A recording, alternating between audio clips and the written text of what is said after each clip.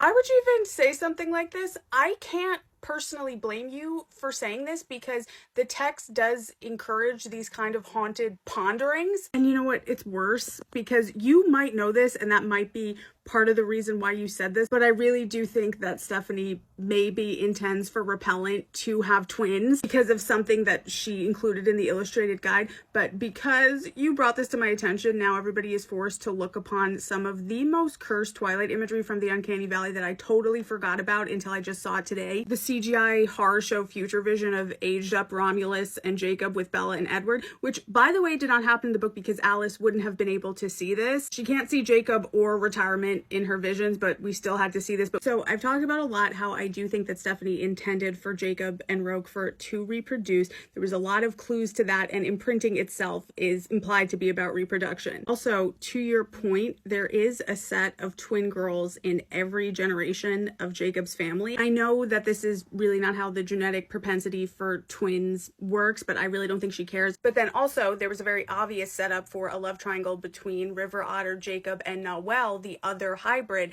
and his whole backstory is about weird reproduction. Like his father went around intentionally creating hybrids and he wants Noelle to reproduce.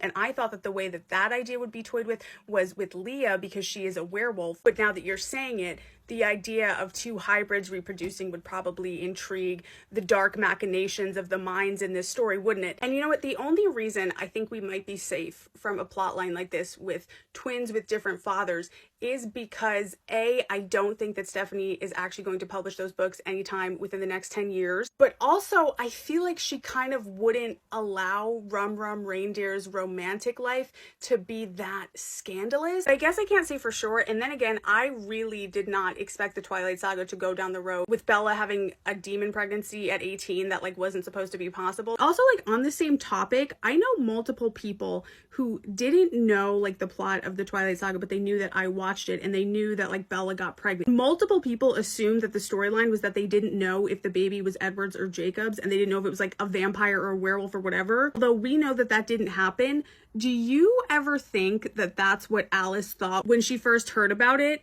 Because she couldn't see the demon baby, right? And like she couldn't see Bella's future either. And like they didn't think that vampire pregnancy was possible. And the only other thing that Alice knows that she can't see is the werewolves. And just like based on the timeline, I feel like Alice might have been like, oh,